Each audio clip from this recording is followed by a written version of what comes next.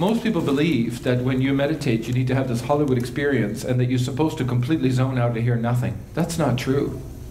Meditation is about it's about one pointedness. It's not about pretending you're not in the room or pretending you don't hear anything. You just let these sounds bypass. If you lived in New York City, I'm telling you, the sound of the streets. I mean, so the reality is that when you meditate, there are noises, there are factors. You need to dismiss them and constantly focus on these waves inside. And those waves is what carries you. I could be completely in meditation, and they could have torn that wall down, and there could have been a big party, and I would still be riding those waves of energy. Even if I hear all the sound and all the things and the whole, there's an earthquake, whatever, you need to feel those waves of energy moving through your body, or become attuned to. Sometimes a wave is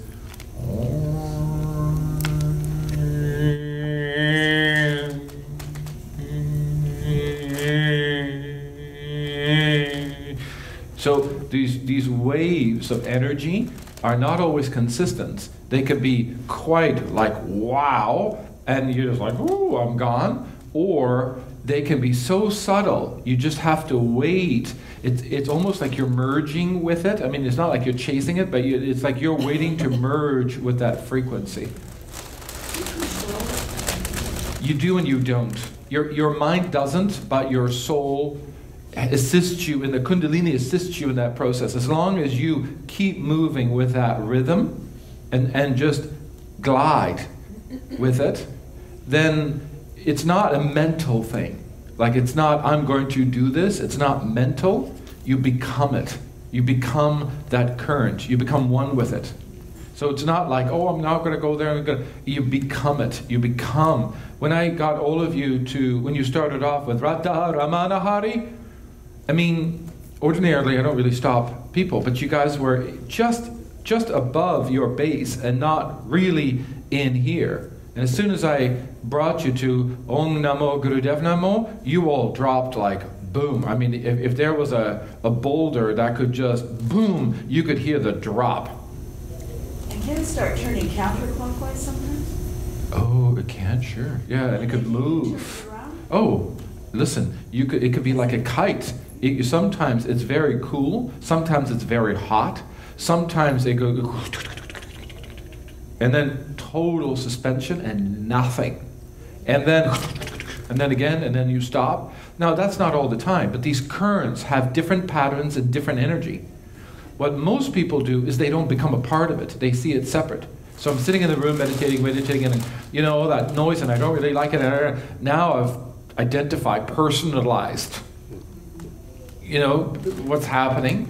But my journey is to find the pearl in my meditation and silence. Just that pearl of or that pearl of suspension. And when you say drop, are you mean physically drop, or are you dropping into? You drop your breath and you just drop. All of you were in here, and when we started with Om Namo Gurudev Namo, all of you opened up your base, and all of a sudden, all of you came from a completely different.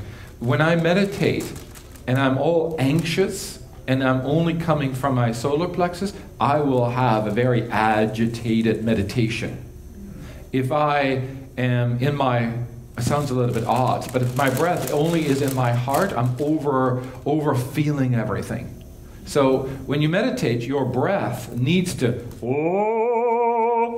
really come from that deep place. Like you need to drop that breath as deep down. So when you take a breath and it goes through your frontal lobe and goes to the crown, your breath, like I can take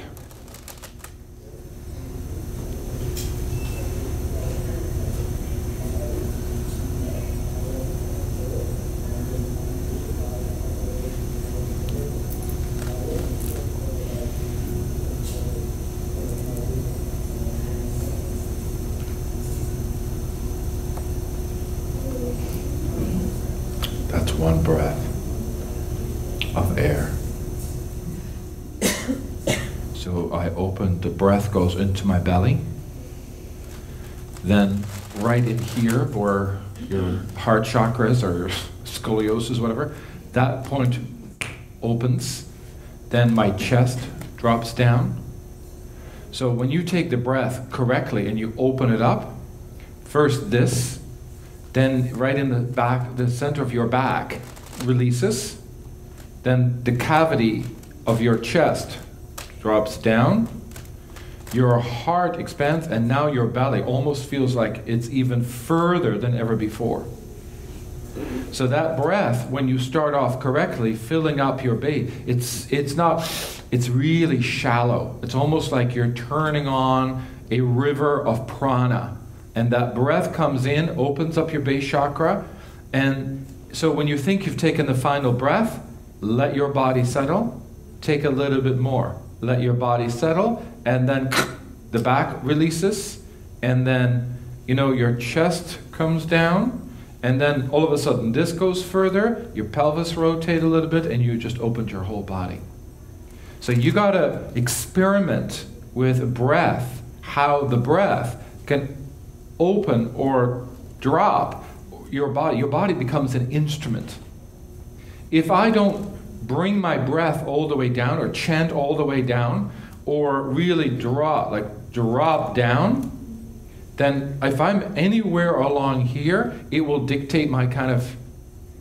I had great ambivalence because of the noise started and everything else. And then what I needed to do is I needed to ignore all of you and completely focus on my breath inside. And within 3 minutes, I was gone.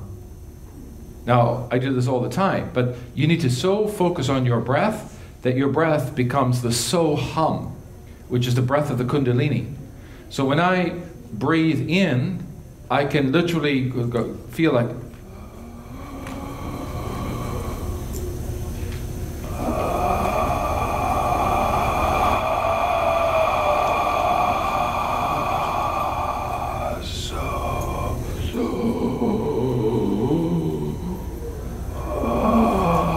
I need to feel that breath. It's not, you can hear the wind moving through the shushumna. You can hear the breath, like an elevator shaft. You can hear the wind go whoosh. If you really quietly take a breath, quietly, you can feel it. If not always hear it, but you can feel it. You can hear that, and your whole body just goes, drops down.